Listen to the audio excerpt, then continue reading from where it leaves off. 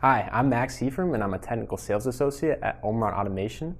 Today I'll be giving a demonstration on Omron's newest model of our H7CC counter for how to initially program the settings for basic counting operations. So here's the latest model of our H7CC counter, along with an input button and reset button for this demonstration. Some key features of this counter that's different from the past models is the fact that it has an LCD screen, which makes it easy for your operators to read. We also have LED lights between the 6 programming buttons, which further makes it easier programming for your operators. So the first thing we'll want to do is go to the configuration selection mode. And how we're going to get there is by holding down button 1 and 6 simultaneously.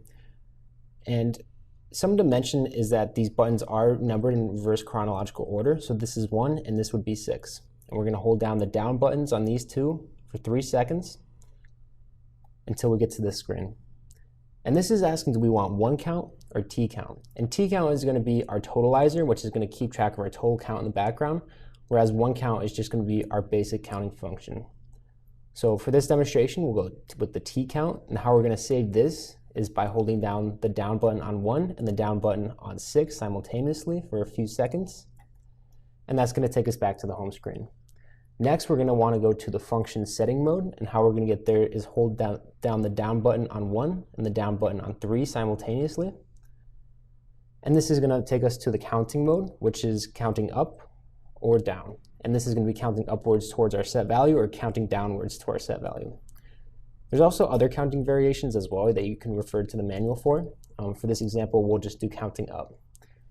And how we're going to save this setting is by pressing the down button on 1 and the down button on 3 just once. And there's a lot of different settings that you can have. So if you do make a mistake and want to go back, you can press the up button on 1 and the up button on 3 to go backwards. So we'll go back to the second setting mode where we have our output mode. So there's different modes you can select for counting. N will count upwards to your set limit. And once you hit that, you'll have to manually hit the reset button to continue counting. There's different variations you can set, such as one shot, and what this will do is automatically reset the count so you don't have to manually reset it. For this example, we'll continue with the N and go to the next menu. And this is the counting speed. So the two options we have is 30 Hertz and 5 kilohertz. 5 kilohertz is going to be used for faster counting applications when a sensor is used, preferably. The 30 Hertz is used for the hard switches and push buttons. So we'll go ahead and use this and go to the next menu. And similar to the last one, 20 milliseconds is going to be used for the push buttons, whereas 1 millisecond is going to be used for sensors. This is going to set our decimal point for fractional counting.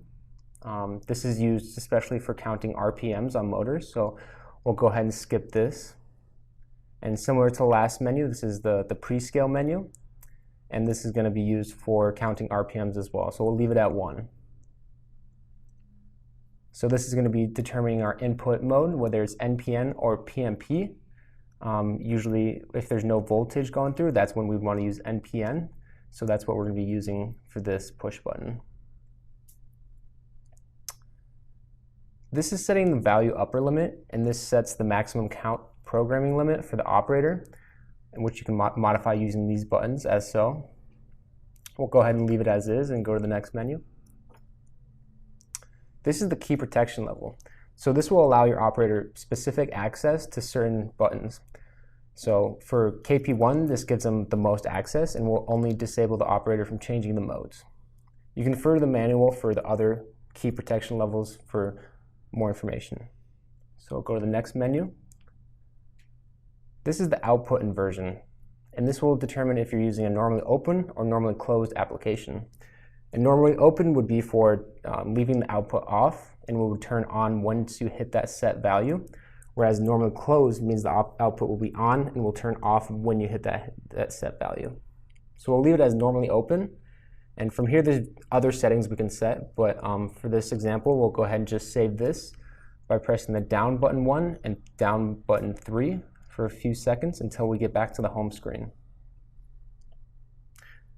Now that your counter is programmed, what you want to do now is set your set value.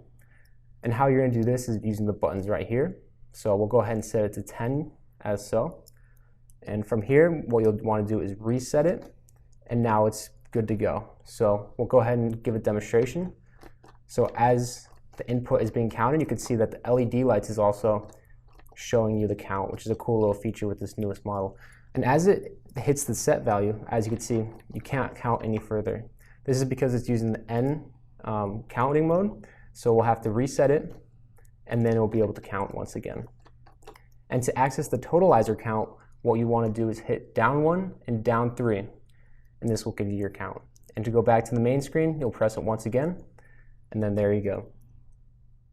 So that wraps up how to initially program Omron's newest model of H7CC counter.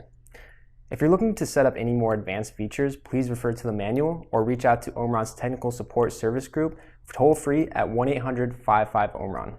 If you're looking to learn more about any of Omron's vast product lines, please visit our website at automation.omron.com. Thanks for watching and have a great day.